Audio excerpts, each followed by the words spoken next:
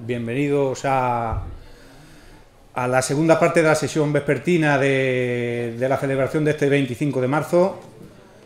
Bueno, ahora tenemos, después de la música que nos ha alegrado el corazón, ¿verdad?, que hemos tenido hace un momento, ahora vamos a comenzar con una charla de Víctor Chamorro.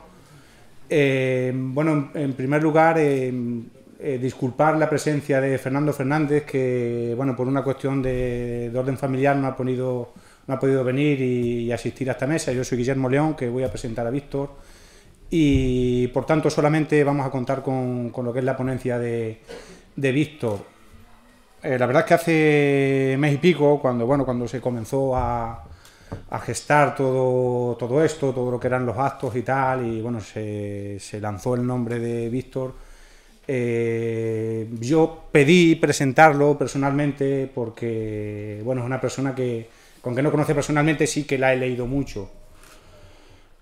¿Cómo comenzar? La verdad es que no sabía cómo preparar la presentación en un primer momento, y hace unas semanas, viendo en televisión una película, se titula Criadas y Señoras, no sé si la han visto, es una película de Hollywood, va sobre, está la Emma Thompson, la chica que creo que ha ganado un Oscar o algo así. Bueno, es una película del año 2010-2012 sobre una periodista que vuelve de la facultad a su pueblo del sur profundo y quiere escribir un libro sobre lo que es la vida de las domésticas negras en las casas de los blancos, ricos, pudientes y de clase media. Claro, bueno, la película trata sobre eso, sobre cómo ella trata de que esas personas se abran a ella y hacer un reportaje, de alguna manera denunciando la situación en la que se encuentran esas personas, donde en la película pues se aprecian diferentes planos y conflictos, tanto de orden de clase. Hay un conflicto de clase muy claro entre las domésticas negras y sus empleadoras y empleadores. Hay un conflicto también de carácter racial, obviamente, e incluso un conflicto de género. En fin, el caso que es una película que se mueven diferentes planos de conflicto, y bueno, la chica acaba sacando el reportaje después de tener que luchar primero que se le abra ese colectivo, después de tratar de construir un poco un discurso que denuncie esas situaciones que están viviendo de humillación, de subordinación. Y hay una secuencia que a mí me llamó la atención, y es por lo que yo la traigo aquí a colación, porque yo creo que es muy pertinente. Hay una secuencia en la que la madre de la chica le dice a la muchacha, bueno, ya ha salido el libro, ha provocado un terremoto dentro de lo que es el contexto local y rural de su pueblo, y la madre le dice: me siento muy orgullosa porque en ocasiones, la madre, claro, había vivido, estaba totalmente imbuida por los valores del sur profundo y nunca se había enfrentado a la situación esa de injusticia que atravesaban determinados colectivos, y la madre le dice a la hija: me siento muy orgullosa de lo que has hecho porque en ocasiones el valor se salta una generación. Bien, aquí estamos celebrando de alguna manera el valor que tuvieron las gentes que ocuparon las fincas el 25 de marzo del 36. Por otro lado, también está el valor de la gente que hoy día lucha por la precarización del empleo, por tantas injusticias que está generando este sistema, que realmente el ejemplo de Víctor, porque he traído a colación esto porque él es un contraejemplo. La generación de la transición, aunque se la critica mucho, él es un ejemplo de que ahí no se saltó el valor de una generación, porque él sí tuvo el valor suficiente para denunciar determinadas situaciones y determinados estados de cosas de la Extremadura de los años de la transición. Ahí, como digo, no se saltó una generación el valor. Víctor es, bueno, él es literato fundamentalmente, pero tiene también su persona y su producción intelectual tiene un componente histórico, de trabajo histórico y sobre todo de denuncia. Él ha sido de alguna manera lo que es un intelectual comprometido, aunque sabemos que es un sintagma que se puso de moda en los años 60 y 70 y ha ido perdiendo el fuelle que tenía o el peso que tenía entonces. sí es cierto que él sí representa ese intelectual en cuanto a que ha tenido siempre mucha independencia de criterio y mucha independencia personal. Siempre ha vivido prácticamente a las afueras del sistema. Él ha vivido a caballo, vamos, fundamentalmente en Madrid, pero ha venido siempre a Extremadura.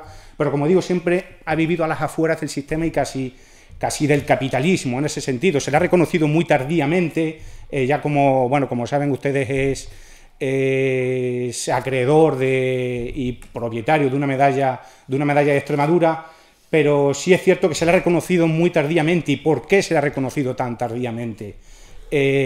Porque ha sido un personaje incómodo. Su producción intelectual ha sido muy incómoda para el poder, tanto para el poder del franquismo como para el poder que después ha habido en democracia. Porque de alguna manera él, como decía Walter Benjamin, el filósofo alemán, que bueno, murió perseguido por la Gestapo alemana en Portbou, si mal no recuerdo, él venía a decir que es lo que ha venido haciendo Víctor durante muchos años, ha cepillado la historia a contrapelo. ¿Por qué? Porque cepillar el Benjamin lo que venía a decir era que, bueno, que la historia se podía hacer o bien de una manera desde un punto de vista historicista, es decir, tú seguir la línea que te marca la élite y la línea que te marca el poder, o bien hacer esa historia a contrapelo, es decir, escribir sobre los derrotados, escribir sobre los humillados y sus experiencias, sus resistencias, sus victorias y sus derrotas. ¿Para qué? Para tratar de iluminar de alguna manera en las luchas y batallas del presente y del futuro. Y Víctor eso lo hizo mucho y muy bien. ¿Por qué? Porque él desplegó ese trabajo intelectual, como digo, de cepillar la historia a contrapelo en dos planos. En un plano de denuncia y en un plano de defensa. Y ahora voy primero con la denuncia y después iré con la defensa. Él denunció cuestiones de injusticia estructural de la Extremadura del franquismo, pero como también digo, de la transición. Él denuncia en primer lugar lo que es la injusticia del propio franquismo. Denuncia lo que son los dispositivos de represión que genera la dictadura, la Falange, la Guardia Civil, todos esos dispositivos que estaban dedicados a no solamente a anular las relaciones de trabajo, a subordinar a los trabajadores, sino también a destruir y desarraigar cualquier género y tipo de disidencia dentro de la Extremadura de la época. Él también denuncia, de alguna manera, la situación paupérrima del pueblo extremeño. Yo doy un dato, que él no lo menciona en sus libros. Las propias autoridades franquistas, en los inicios de la posguerra, se sorprendían y se escandalizaban del gran número de prostitutas que había no solamente en Badajoz capital, sino también en toda la provincia. Y ellos decían, en los mismos informes franquistas, decían que se debía al gran número de viudas que había en la provincia, una estela de muerte que había dejado precisamente la represión franquista y que Víctor se preocupó por denunciar en los años 70, porque después hablaré de la defensa que él hace de la memoria histórica.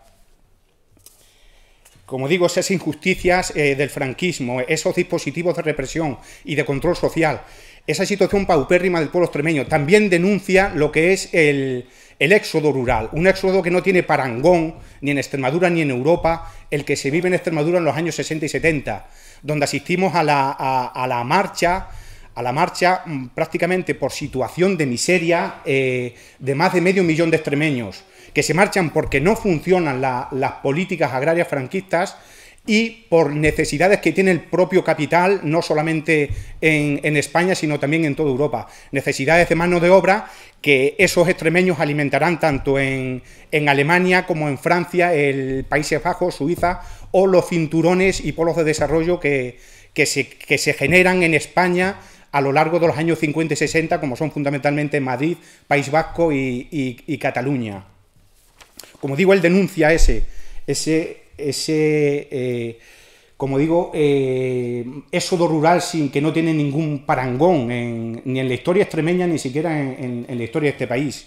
También denuncia el subdesarrollo, tanto social como económico y cultural, que vive esta tierra a lo largo del siglo XX. Él da un dato en 1980, porque lo importante es que lo que él cuenta, lo cuenta a finales de los años 70 y principios de los 80. Es decir, en un momento en el que denunciar esto no solamente no es que estuviera bien visto, sino que rompía las costuras del consenso establecido por las élites, no solamente a nivel de Madrid, sino también a nivel autonómico, provincial y, por supuesto, local. Como digo, él denuncia su desarrollo, y en una conversación que él tiene, que es un libro publicado, que yo les animo a buscarlo, porque es un libro que ya está descatalogado, es Conversaciones en Extremadura. Él habla ahí de, bueno, de la situación que se vive en Extremadura, y él comenta que en relación con la inversión que había en la tierra, en el año, como digo, en el año 79 y 80, la inversión que había en Extremadura, de 100 pesetas que captaban del ahorro extremeño, mucho de ello que venía de Europa o bien que venía de tanto de Madrid, País Vasco o Cataluña, de 100 pesetas que captaban las cajas de ahorro extremeñas, solamente 25 se invertían en la región. Es decir, 75 volvían a marcharse. Eso es absolutamente demencial desde un punto de vista financiero y, por supuesto, de justicia social. Y por último, él denuncia también el capitalismo depredador, que ya está asomando la patita de alguna manera en aquellos años de la transición, donde el control social no es tan, digamos, tan férreo como lo era en la dictadura, pero que aún sigue existiendo, y ese capitalismo depredador él lo simboliza en la construcción de las centrales nucleares. Almaraz, que se llevó a cabo, y la de Valdecaballeros, que felizmente se frenó su construcción y se acabó desmantelando precisamente por los movimientos sociales y populares que encabezaron una protesta que amenazaba con destruir toda la vega del Guadiana, tanto la alta como la baja. Es decir, era un absoluto fiasco medioambiental y de producción agraria. Y eso lo frena de alguna manera el movimiento popular, organizaciones políticas y sindicales, y ahí también está Víctor denunciando ese capitalismo depredador, de alguna manera. Y ahora voy con su defensa, es decir, él, como digo, denuncia muchas cosas de la Extremadura de los años 70, que, como digo, no es lo mismo que denunciar ahora, porque él entonces habla de extremaduricidio, es decir, es un concepto muy inquietante. Habla de extremaduricidio en el sentido de unas élites que han tenido siempre machacado a su pueblo. Habla de violencia institucional en el año 79, en el año 80. Él habla de violencia institucional, es decir, de unas instituciones que no están al servicio del pueblo, unas instituciones que están al servicio de determinados intereses. Y como digo, ahora voy a ver lo que él defiende. Ahora he hablado de lo que él denuncia y ahora de lo que él defiende. Yo siempre lo he considerado, de hecho lo tengo por ahí escrito, que Víctor es el precursor de la memoria histórica en Extremadura.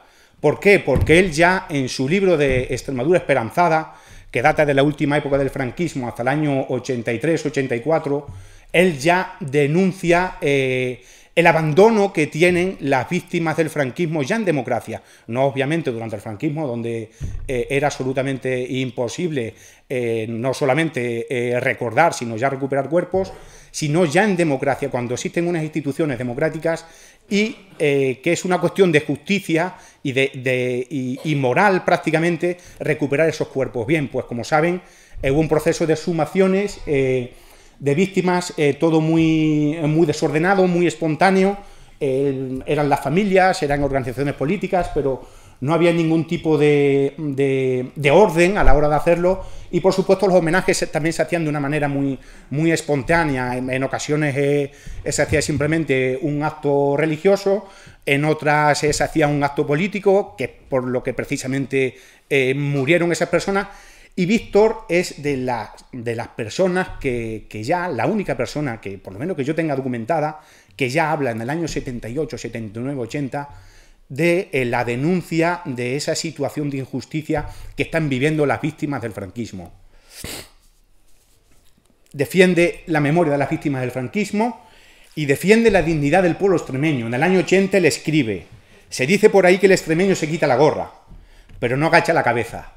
Es decir, estamos hablando de alguien que, aunque denuncia una situación de desidia y abandono por parte del poder y una situación de explotación, también reclama la necesidad de que ese pueblo se levante, de que ese pueblo se organice y de que ese pueblo actúe y defienda sus intereses. Ahora leo una breve cita y voy a darle paso ya a Víctor con una última reflexión. Él habla y dice, son palabras del año 1980, por favor, quiero que tengan muy presente la fecha en la que las dice. Y es genocidio y terrorismo ir acabando lentamente con todo un pueblo utilizando el arma de la emigración, el arma del expolio, pero sobre todo utilizando el borrador que lentamente hace desaparecer el sentimiento de identidad de ser algo, de pertenecer a una tierra, a un clima, a una historia compartida, a unas raíces que es el derecho primero y más natural de todo hombre. En definitiva, asistimos a la producción intelectual, una producción intelectual, la de Víctor, que ha enfrentado siempre dos binomios, por lo menos yo lo entiendo así de lo que he leído de su obra. Por un lado, el binomio solidaridad y fraternidad, enfrentado al binomio de desigualdad y mercantilización. Fruto de ese choque y de ese contraste es un trabajo sumamente fértil al que yo les invito a visitar y revisitar continuamente, porque de verdad es una obra, no solamente por la época en la que se escribió, en los años 70 y 80, sino porque es una obra sumamente fértil en cuanto a ayudarnos a compartir experiencias del pasado de lucha para que nos ayuden a luchar tanto en el presente como en las luchas del futuro. Y sin nada más, les dejo con él. Muchas gracias, Guillermo, por tus palabras.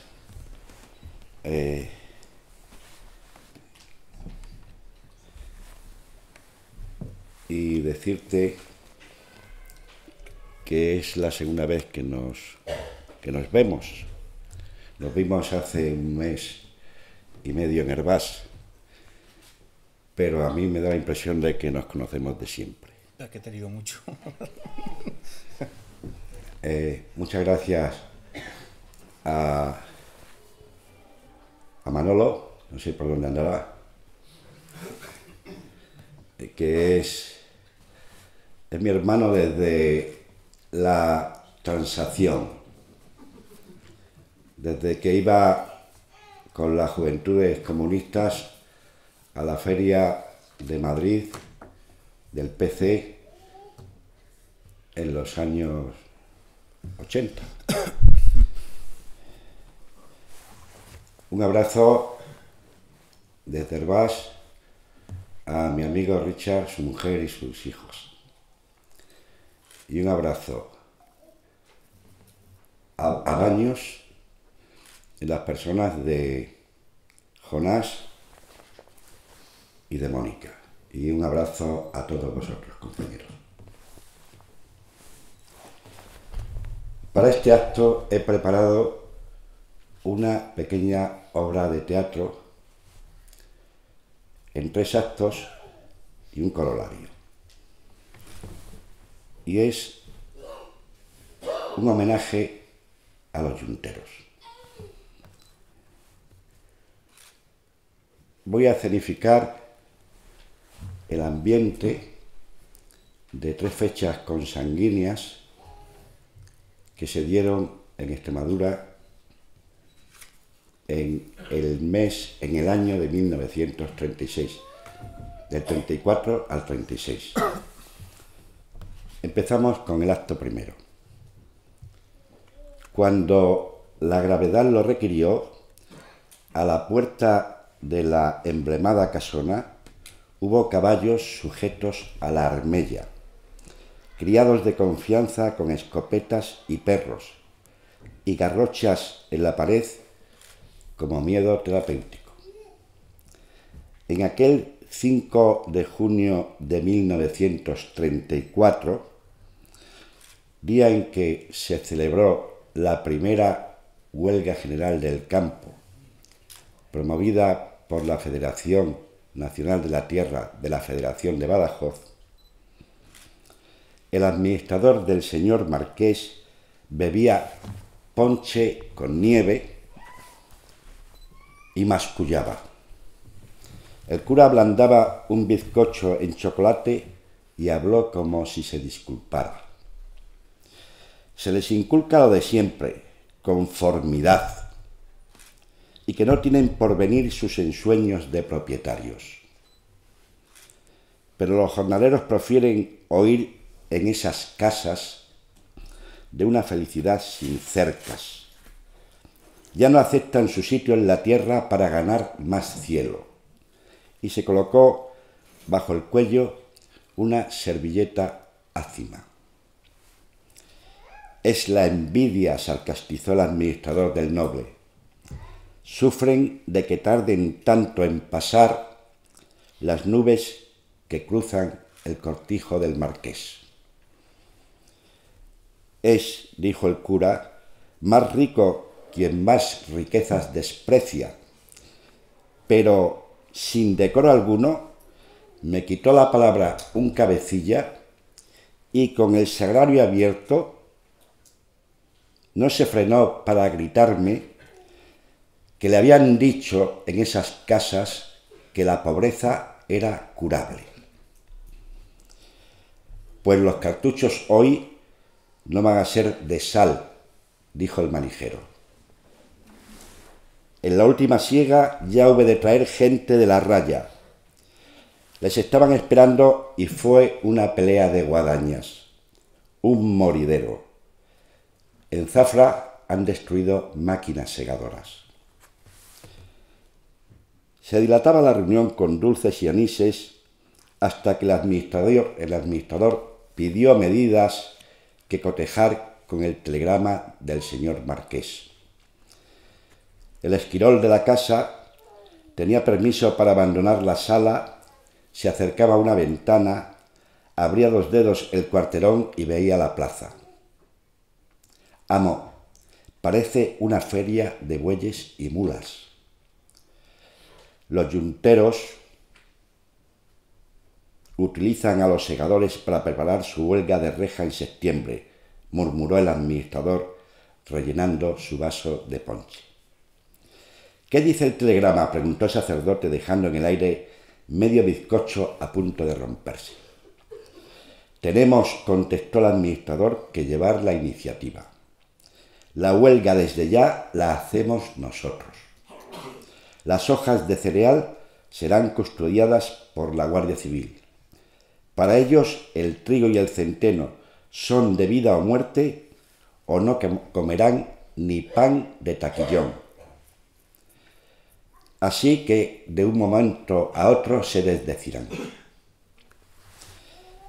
En las casas del pueblo y en las tabernas de confianza, maestros republicanos, líderes sindicalistas y poetas enfriaban la rabia jornalera por el fracaso de la huelga. Un yuntero masculló, liando con parsimonia el cigarro, que los yunteros de Badajoz habían demostrado tener tantos cojones que les rompían las costuras de la bragueta. No es cuestión, compañero, dijo el maestro cansado de escuchar la palabra, no es cuestión de gónadas, porque a eso nos gana a todos un mulo. Con tantos santos cojones, la lista de belloteros muertos da para empapelar toda esta sede, y con tantos santos cojones hemos perdido la huelga. Solo permitiré de ahora en adelante que habléis de los cojones del alma de nuestro compañero Miguel. ¿Qué tendríamos que hacer?, preguntó, siendo la inmensa mayoría. Un argo, dijo alguien. ¿Qué tratamiento debe recibir esta tierra que descansa desde Adán? Tratamiento criminal, dijo alguien. El maestro avisó silencio, llevándose el índice a los labios con ademán litúrgico. Escuchad lo que voy a leeros del Heraldo y pensadme respuestas atinadas. Leyó, con palabras salidas de las entrañas de la garganta, leyó que se inquieta la Iglesia ante la instrucción que ayude al pobre a descifrar el enigma de la injusticia que le tasa el pan. respondió un gañán cejijunto de frente huida. Nuestros abuelos soportaron el hambre con resignación sin tacha. Fue el freno del calaverno. El infierno, habló un hombre llamado Centeno que sabía leer de rostro estragado por las huellas de la viruela. El infierno está en los ojos de las crías cuando te ven llegar a casa sin jornal. Tratad luego, dijo el maestro, lo del infierno con el compañero Centeno y le hacéis la plana. Hoy quiero que pensemos en cómo desprendernos de la vergüenza de pobres. Vamos a presentarnos unos a otros nuestras miserias para hacer las miserias unidas del mundo. Empieza tú, Olegario. Pues entonces traigo a colación a mi hijo el Eugenito, que ya sabéis se me fue llevando el botijo. Habló un hombre de pómulos esculpidos como piedras. Él ya intervino otro quitándose respetuosamente la boina en sentido de pésame. Entró en el horno de la siega con la calentura. Acuérdate de que el amo no quiso decir muerto y te dijo sofocado. Yo, dijo otro, os presento el paludismo que traigo del vientre de mi madre. Yo, habló otro, me despido de esta concurrencia. Aquí, señor maestro, no se oyen más que tontás y bobás. Dispense, pero yo me voy a la sierra a una partida y desde allí me vengaré con esos cojones que usted menosprecia. Compañero, por Dios, nadie con más cojones que los mineros, y mirad lo que les pasó. Somos pocos, no te vayas así, no sofoques la ilusión de unidad que están haciendo. Me lo pienso, señor maestro, pero estoy cérrimo. Yo, dijo otro, os presento a esta concurrencia a mis 6 soñadores de bellotas y pringue, y de leña cuando las helás. ¿De qué nos sirve orear tantas vergüenzas?, murmuró audible un anciano con un solo diente. Compañeros, dijo el maestro, la vergüenza de pobre se cura con la conciencia de estar juntos. Y entonces yo os pregunto, ¿qué es un compañero? Era el enemigo más cercano y reconocible que te quitaba el jornal por ser más joven, más sano o por no tener cargas familiares. El enemigo enquistado en la placenta de la propia clase. Dijo el maestro, el compañero es el que con pan comparte el mismo pan. Seremos más fuertes que las escopetas y los perros despabilados con café. Y los niños del compañero Vidarte dejarán de comer tierra. Esta noche hemos aprendido algo de dignidad y nos merecemos un trago.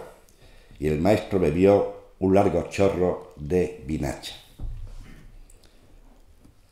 La dignidad de postre, murmuró asqueado el anciano de un solo diente. Dignidad, compañero, es aquello que no puede someterse a jornal. Salarios del mundo unidos. Tierra para todos, gritó un embriagado, y luego se disculpó que fuese lo que Dios quisiera. Dispensen. Después de la huelga general abortada, habló el obispo de Coria, futuro mentor de la cruzada. El socialismo nunca podría resolver los problemas del hombre desde la negación de Dios, de la familia y de la filosofía donosiana de la tierra. La tierra, que por ser cosa que nunca moría, no podía caer sino en la propiedad de una asociación religiosa o de un apellido nobiliar que nunca pasaban. Comunista, dijo el obispo en su célebre encíclica, viene de comuna, la primera célula social de la Iglesia. ¿De qué quieren darnos lecciones esos que tan mal nos copian? La Iglesia era la única propietaria del manifiesto eterno de las bienaventuranzas. El obispo amenazó que el infierno esperaba a los jornaleros envenenados en aquellas casas del pueblo y en aquellas clases. El infierno, considerado como pena, estaba con el galardón de la gloria en perfecto equilibrio. El cielo suponía el infierno, porque sin él no podía ser ni explicado ni concebido. Y habló el obispo de una pena de sentido ripaldiana, un fuego sensible, tocable, olible, eternamente fuego que no consumía la carne en ceniza. En las casas del pueblo se fue dando la vuelta a las bienaventuranzas, porque después de tantos siglos con ellas, el hambre no mejoraba. Largas tertulias para ir drenando que tantos siglos de muerte temprana, tanta hambruna, tanto mosquito calenturiento, tanto hijo malogrado que no tuvo la suerte de nacer rayón, recental o cervatillo, tanto frío, no degenerasen en un odio incontrolado, sino en melancolía revolucionaria curada de venganza. Ir drenando que tanta incuria escondida bajo la conformidad no derivase en odio. A estas clases asistió Ilia G. Ehrenburg para luego escribir que los braceros y yunteros extremeños pergeñaban una solidaridad pudorosa, y el escritor moscovita eligió a un gañán de la tierra como la metáfora de la piedad de clase, porque jornaleros con peonadas entregaban a escondida parte de salario a compañeros sin tajo y cargados de familia.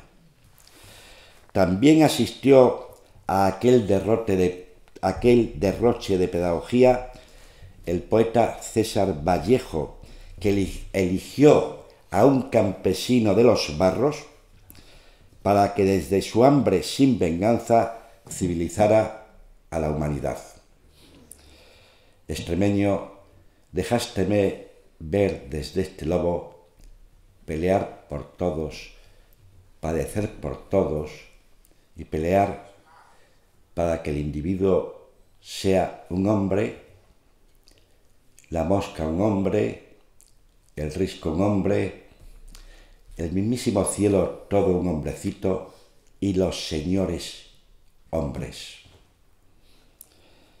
El poeta del mestizaje, César Vallejo, ha escrito el poema Levadura de la Homeriada del 25 de marzo, eligiendo también a un campesino de esta tierra como metáfora del resentimiento hecho melancolía revolucionaria con la que honrar a los caporales muertos y ofrecer a los hijos un comienzo de vida sin rencores heredados, para que pudiesen decir con autoridad que voy a lo mío restituido. También Miguel Hernández, el de los cojones del alma, recitó en aquellas escuelas de las gónadas en derrota versos para completar el identitario de Vallejo, y eligió al rapaz de un yuntero como metáfora de los niños del orbe, abocados a ser frentes de sal sin haber pasado por un solo juguete. A aquellas escuelas nocturnas también asistió Alberti para hacer de los niños extremeños la metáfora de los zangolotinos del mundo a los que la codicia de los señores había robado la casa, los vestidos, los zapatos, las escuelas, las estrellas y hasta el estómago. La piedad consanguínea de la ideología extrapoló las miserias de Extremadura a las tierras habitadas por los miserables de Víctor Hugo, por los humillados y ofendidos de Dostoyevski, por las pobres gentes con estirpe de Esquilo. Era la primera vez que en la historia de España, en la historia de la Extremadura profunda, se producía tanta yunta, tanta collera de la hoz y el arado con el libro y la pluma. Ardua tarea para poetas, maestros y sindicalistas fue serenar la santa revancha en el epicentro de una tormenta de prisas y burlas, con Extremadura sentada sobre un barril de nitroglicerina. Porque definitivamente el partido de la nobleza agraria había conseguido que en el Parlamento de la Segunda República, en la ley de reforma agraria, se pariera un ratón. La montaña, dijeron, ha parido un ratón. Porque hubo nobles con tierras por valor catastral de hasta 50.000 hectáreas a los que le fueron expropiadas 170. Era una burla. Y durante el bienio negro la burla dio un paso más de tuerca a la provocación para que la hambruna empujara a Extremadura hacia el barranco del señor Gil Robles, al que la Iglesia le había acarreado todas las derechas. Entonces propuso el político a los terratenientes ir a la huelga general del trigo para estabilizar la hambruna. Y alcanzó esta tal escandalosa situación de exterminio que en pleno bienio negro, año 1933, los fiscales de Cáceres y de Badajoz se rebelaron en la memoria oficial que les exigía el Tribunal Supremo como simple trámite burocrático, y en lugar de una sumaria enumeración de las ocupaciones habidas para aplicarlas su carga penal, el fiscal de Badajoz adujo que al no existir violencia en la entrada de un fundo sin labranza, tal acto no podía caer bajo el ámbito del Código Penal. Y el fiscal de Cáceres, Romualdo Hernández Serrano, hijo de Yuntero, fue muchísimo más drástico. Las ocupaciones deberían ser sobreseídas por caer tales allanamientos dentro de, entre comillas, la eximente de estado de necesidad o de ejercicio legítimo de un derecho. Aquella rebelión de los fiscales animó a la Federación a convocar el día 5 de junio de 1934 la primera huelga general del campo español. Fue cuando el administrador del Marqués dijo, bebiendo ponche con nieve, que la jornalería iba de farol y que el Marqués pedía en su telegrama facilitarle a los huelguistas la anarquía. Hay que descordarlos. Nuestros esquiroles ya han reventado la huelga en Cáceres. Mañana se descolgarán todas las federaciones. El balance de la huelga fue de 13 muertos, 200 heridos y 7.000 jornaleros encarcelados. Maestros, sindicalistas y poetas impusieron en sus escuelas y en sus clases a braceros y yunteros un discurso que cambiara la emoción de la raza y de la casta por organización. Y para evitar nuevos fracasos de los que tanto costaba reponerse, se diseñó con disciplina férrea una sola ocupación para recuperar la provincia más grande de España. Un caracruz homérico. O ganar la tierra o que la jornalería desapareciera como clase.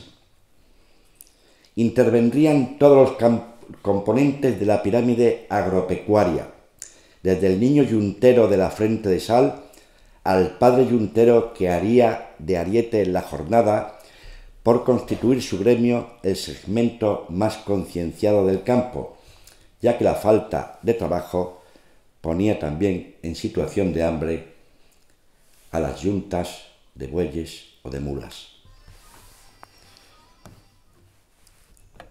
Segundo acto. El día 25 de marzo de 1936 se ramificaron por los campos hileras de hombres y bestias con la disciplina de hormigas en rastrojos. Aquel ejército de aperos y banderas se disponía a ocupar la tierra con la sencillez del que ejercita un derecho natural. Fue por cuando el campo se embalsamó con olores a menta y tomillo, y en las serranías amarilló la escoba y plateó la jara. En esa luz ambigua que confunde la aurora con el ocaso, se habían abierto casuchas y cuadras, y cada cual, con sus hierros, serones, palos, azadones y arados, se encaminó al predio que la Federación le había asignado en su término municipal. En la venganza derrotada, solo un texto para una pancarta que había dejado de ser imposible. Lo que te ocurra a ti, me ocurre a mí. Somos una yunta. En los recodos de los caminos, en los calveros alrededor de una fuente o a la sombra de los alisos ribereños, se formaban grupos para que las bestias abrevasen y para colocarlas las cebaderas, y cumplir los hombres con el ritual del almuerzo. Pero apenas se comió, pendientes de la llegada de algún líder con instrucciones y ánimos a un valor inhumano prendido con alfileres. Compañeros, ¿qué es este funerio? ¿Nadie entona un canto de siega? ¿Se os ha olvidado que hoy es un día solo fúnebre para las emboscadas del pan? Hoy dejáis de ser furtivos de una caza prohibida para el hambre. Mujeres, hoy se acaba el parir hijos para el paludismo, la rabia y el destierro.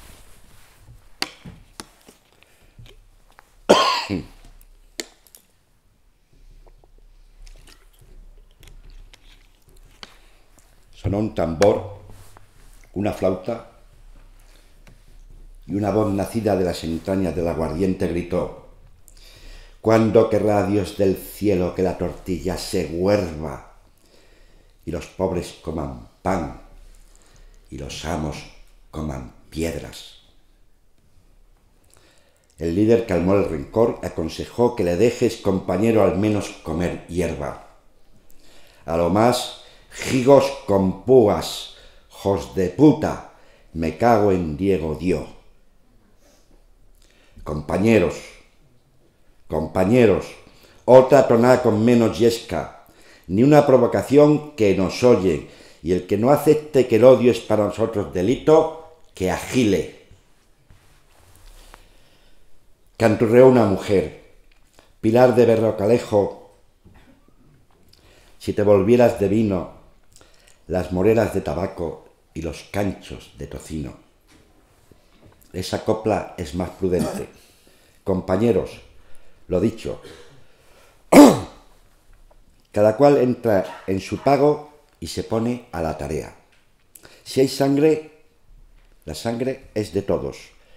Pero si alguien lleva una faca, que la entierre. Vamos a demostrar al mundo, nos está mirando, que no somos los del ojo por ojo. ¿Quién nos está mirando, compañero? No las veis, pero hay máquinas de fotos y de cine vagando por ahí. Compañero, se arrancó un gañán con la voz trémula. Si nos desperdigan, gorbemos. Si disparan, como si zumbaran las borreras, que ya semos famosos. Hubo risas. Compañero, ayer un suponer se dijo que el día de hoy va a ser un batán de sangre. Dicen que la gubernamental ha mandado al ejército. Hemos visto muchos caballos por las cuerdas de las sierras y dicen que hay huellas de ruedas de cañones. Compañeros, si alguno tiene un miedo que le derrote, que se maje él mismo la cabeza o se marche a la cocina de su casa, en donde no le esperará ni un casco de cebolla. Sin miedo todo saldrá con un orden de misal. Y yo os digo que teme más el que no dejó en casa la copla envenenada. Con venganza se hará peor. Compañero, ¿de dónde vienes? De 4 leguas y de casi reventar 2 caballos, y se refrescó con las botas que le alzaban. ¿Qué nos dices, compañero del personal de otros pagos? Hay mucho temple. Por Barcarrota se sabía la Internacional enterita. He visto toda una cañada de boinas y puños en alto. Porque somos un ejército de más de 70.000 almas y los amos no llegan a la 20. Esta fecha de hoy, compañeros, ha tenido siglos de ensayo. El pan no ha muerto. Tardó en consumirse el día más largo del campo. Los líderes se acercaban a las fogatas donde se bebía un vino litúrgico. Compañeros, último parte. Ni una detención, ni un herido. Extremadura ha dejado de soñar surcos. Vamos a abrazarnos un rato y luego echaremos todos un sueño, que nos lo merecemos. El primer sol evaporó los pozos del miedo. Los líderes daban a los amos por concluidos. Ya solo quedaba hermanar a la jornalería y a la yuntería con los que trabajaban en la Extremadura recién desalambrada, descercada y desvallada.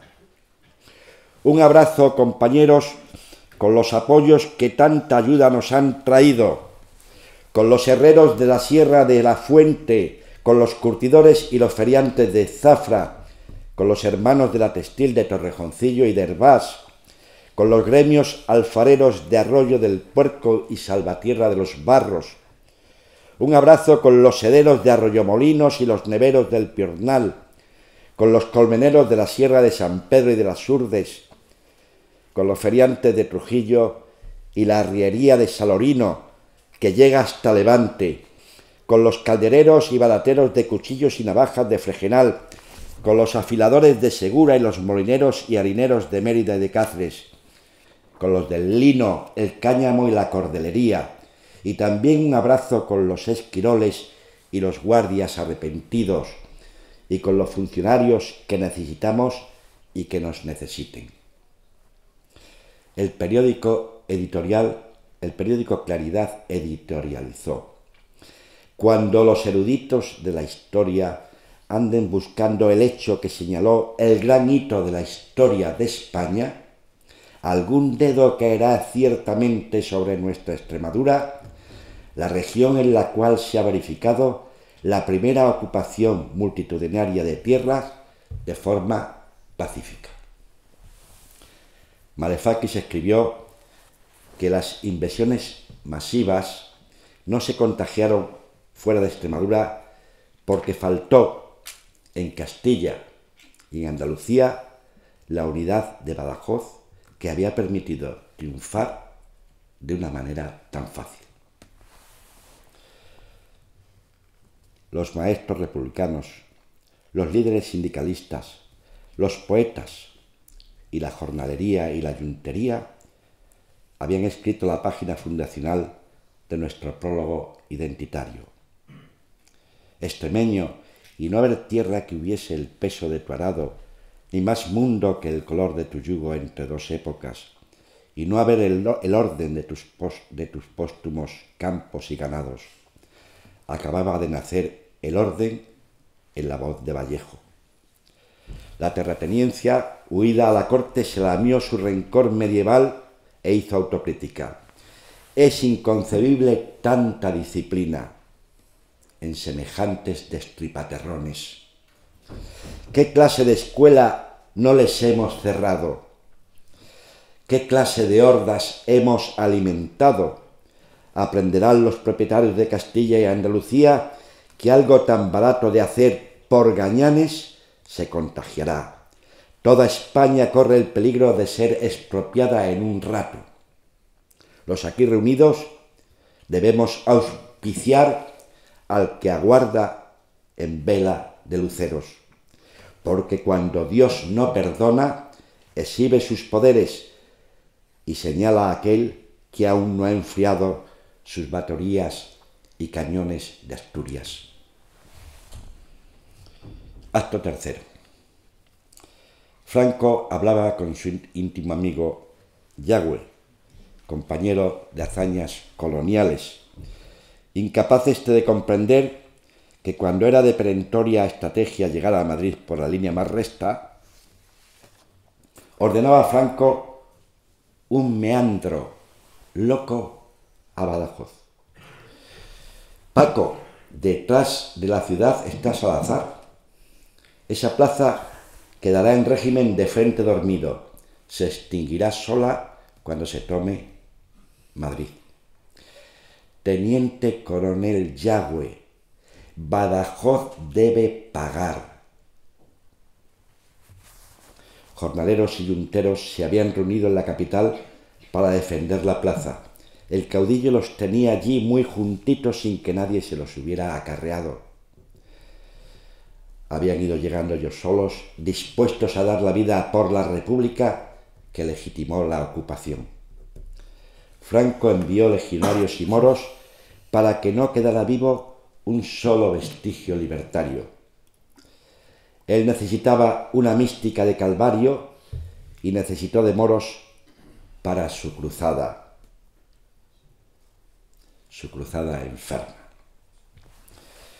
Algunos yunteros fueron castrados, heridos, aún vivos, siguiéndose rituales cabileños.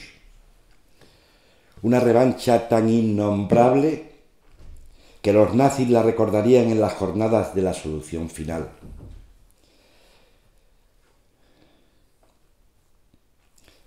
Porque lo de la Plaza de Toros fue un genocidio de lotes campesinos que aguardaban en los chiqueros y en el patio de arrastre. Todo se hizo coágulo desde el Coso a la ciudad con la fuerza de un caño de mucha boca. César Vallejo escribió: onzas de sangre, metros de sangre, líquidos de sangre, sangre a caballo, a pie, mural, sin diámetro, sangre de 4 en 4. Gabriel Jackson relató que en la ingenuidad de los primeros días se permitió a los corresponsales de guerra acompañar a las tropas. La toma de Badajoz había provocado tanta expectación en el extranjero por ser la capital de la provincia en donde se provocaron las ocupaciones revolucionarias de tierras. La ingenuidad de Franco no fue tal. Él quería que el escarmiento llegara hasta la Rusia de los zares muertos y sólo después del desquite propietario ordenó una censura severa, cuando ya el enviado especial de Helbas había telegrafiado que vio cadáveres hasta en el altar mayor de la catedral, y cuando los corresponsales del New York Herald y Times ya habían descrito la hecatombe. Jay Hallen del Chicago Tribune relató que redactaba su crónica perseguido por el olor de la sangre. Miles de milicianos y milicianas fueron asesinados sanguinariamente después de la caída de Badajoz por el ataque furioso de generales y terratenientes. A las 4 de la mañana los vuelven a llevar al ruedo por la puerta por donde entra la cabalgata inicial de la corrida. 1.800 hombres, había también mujeres, fueron asesinados allí en 12 horas. Hay más sangre de lo que uno puede imaginar en 1.800 cuerpos. En las calles inundadas por la luna había un olor a jazmín. Sin embargo, yo tengo otro olor en mi nariz, dulce, demasiado horriblemente dulce.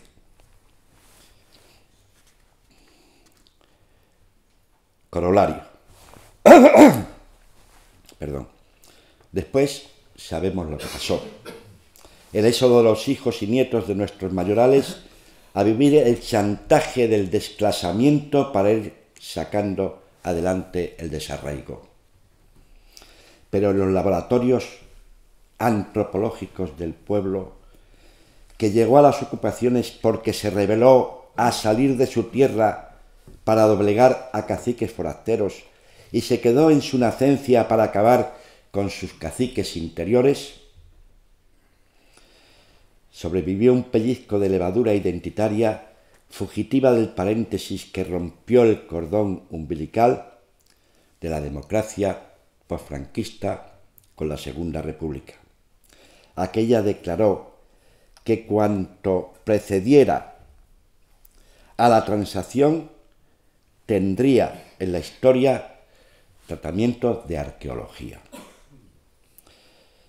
Pero las gestas solidarias sobreviven en la foto amarilla de Miguel Hernández. Todo pasado es prólogo que rejuvenece el discurso identitario de aquella mañana de primavera. Yunta, metáfora de junta, de juntar surcos para hacer más largo el corto y más ancho el estrecho. Junta para no competir por ser más que tú, sino el doble contigo y sin ti ser solo la mitad. Ellos nos dejaron la lección de que junta, yunta, no pueden ser de origen y como hecho diferencial algo contra algo ni contra nadie, porque contra algo se es poco y contra alguien se es la mitad de algo. Es la contrametáfora del hecho diferenciador excluyente, porque el yuntero sin todos no habría sido nada ni nadie. La melancolía de nuestros poetas yunteros nos está pidiendo a gritos frenar esta deriva de nostalgia con la que asistimos a la diaria consunción de pueblos y escuelas, como el que contempla un fatum irremediable en un escenario idílico, en el que los toros de lidia, los caballos de raza, los animales de la vista baja y las bestias de los montes y del aire siguen disfrutando de privilegios hurtados a los humanos que se deben marchar. Como en un sino que durante siglos se mofara de la causalidad, ahí siguen dueños del paisaje los que campo a campo van a quedarse solos en medio del lugar, mientras Extremadura seguirá siendo la primera fábrica nacional de paro. Tierras que están pidiendo a gritos modernas reformas de estructuras agrarias que sustituyan a las reformas del PER, por ejemplo. Industrias a pie de fruto con canales de comercialización que no pertenezcan a las multinacionales colonizadoras. Pero a esta deriva los grandes propietarios han encontrado solución: asociar a su soledad productiva colonizadores procedentes de la morisma del petróleo, mientras Extremadura sigue su sino de ser la autonomía con la renta per cápita regional más raquítica de España, como ya decíamos ayer. Pero abramos una ventana a la esperanza, porque aún quedan pellizcos de levadura yintera, como estas asambleas de hoy, en donde pretendemos que la Junta fermente en metáfora de ocupación, y que esta metáfora se extrapole allí donde la amnesia esté vigilada, donde haya una zanja de huesos con estirpes que ocupar, donde el Alzheimer prefabricado esté pidiendo a gritos recuerdos de epopeyas terapéuticas. Y algún día, con jornadas como esta, llegaremos a las cercas del día de San Jamás. Concluyo.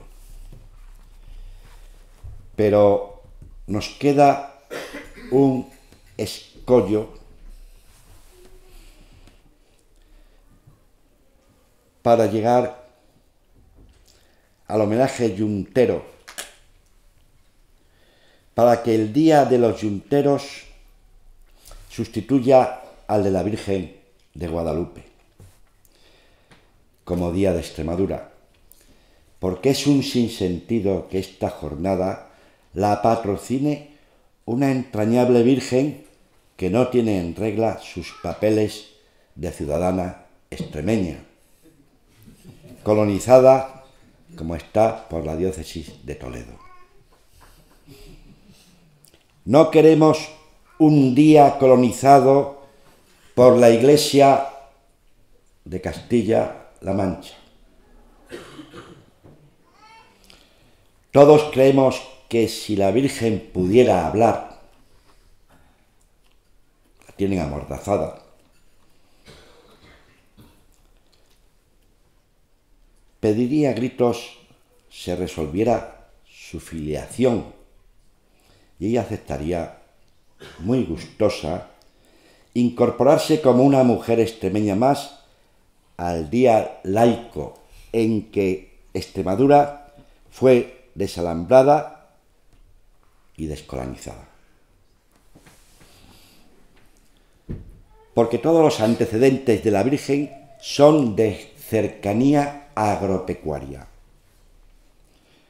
cercanía al pueblo que la dio vida y leyenda.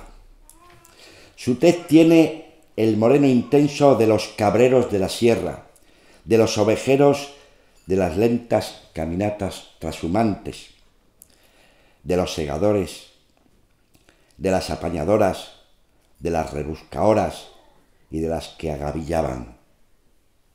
Y su hijo tiene el color tostado de los niños botijeros de la siega.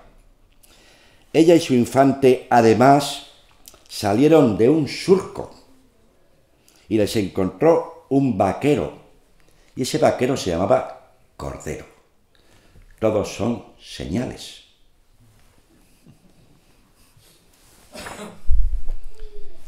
Ella está deseando recuperar sus orígenes de un chamizo de piedras secas, palos verdes y tejado de corchas, a donde se acercaron los mendigos y los enfermos. Pero Alfonso XI la militarizó y la llevó a la batalla del Salado y la exigió un milagro y luego la recompensó con un monasterio que es castillo y palacio. Tantos siglos desclasada, desea regresar a sus orígenes modestos, sin bastones de mando reales ni títulos de capitana general de ningún ejército. Solo quiere papeles que la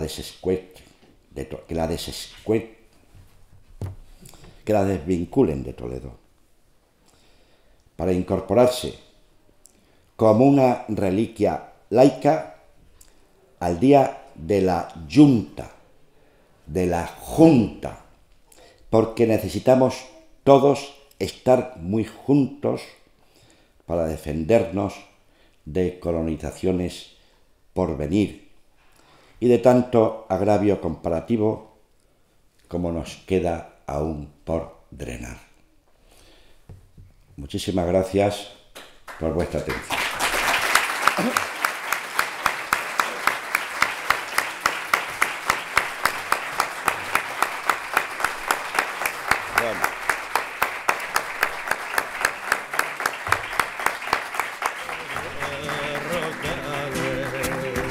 Que me arrastre la marea a mi pueblo y su paisaje, allí donde siempre tenga